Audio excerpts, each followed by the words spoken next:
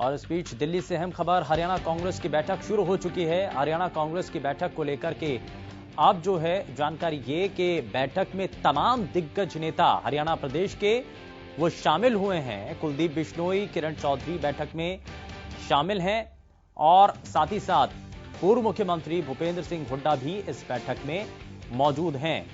तो हरियाणा प्रदेश के कांग्रेस पार्टी के जो बड़े नेता हैं वो इस बैठक में शामिल हुए हैं। पंचायत चुनाव और किसान आंदोलन पर इस दौरान चर्चा हो रही है। साथ ही साथ इस दौरान अभी तक, क्योंकि जिस तरीके से पंचायत चुनाव 3 निगमों के चुनाव हुए उसका आकलन भी किया जा रहा है। पार्टी सिंबल पर कांग्रेस पार्टी ने यह चुनाव लड़ा, तो संभावनाएं इन सभी चीजों को लेकर के है, कितना नफा हुआ, कितना फायदा हुआ, कितना नुकसान हुआ है, तो ये सभी चीजें आकलन यहां पर की जा रही हैं।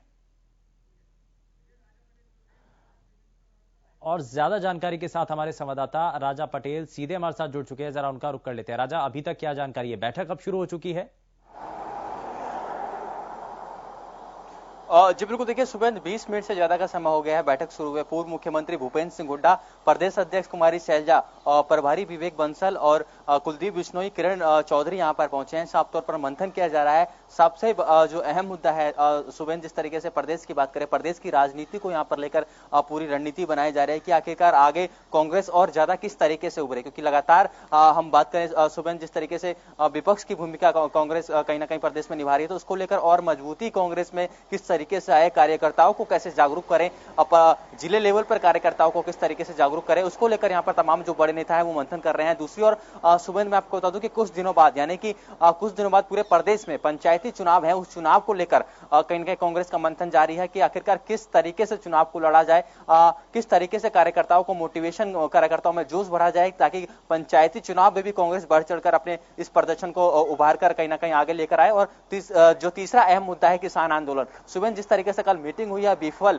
मीटिंग रही है, 9 दौरों की मीटिंग विफल रही है। लगातार कांग्रेस का बाहर से समर्थन किसानों को मिलता हुआ नजर आ रहा है। उसको लेकर प्रदेश की जो राजनीतिक गर्माहट सुबह पिछले कई दिनों से देखने को मिल रही है, उसको लेकर प्रदेश में जिस तरीके से किसान आंदोलन के मुद्दे को लेकर कांग्रेस जो एक्टिव नजर आई है, उसको लेकर भी कहीं ना कहीं यहाँ पर चर्चा चल रही है। हालांकि 20 मिनट का ज्यादा समय हो गया है, सुबह यहाँ पर मीटिंग स्टार्ट है, पर देखने वाली बात होगी कि आगे और किस तरीके से मीटिंग में आगे और प्रदेश की क्या रणनीति को लेकर यहाँ पर चर्चा होगी। अब से कुछ देर में, यानी कि 20 से 25 मिनट में जो बड़े नेता है वो बाहर आएंगे और प्रेस ब्रीफिंग करेंगे। जी, लेकिन क्योंकि इस दौरान, क्योंकि राजा पटेल, हमने ये देखा भी कि सभी जो बड़े हरियाणा प्रदेश के जो नेता हैं कांग्रेस पार्टी के, एक मंच पर एक बैठक में शामिल होना ये अपने आप में बड़ी बात होती है, लेकिन कुमारी शैलजा के नेतृत्व में ये सब कुछ संभव हो पा रहा है।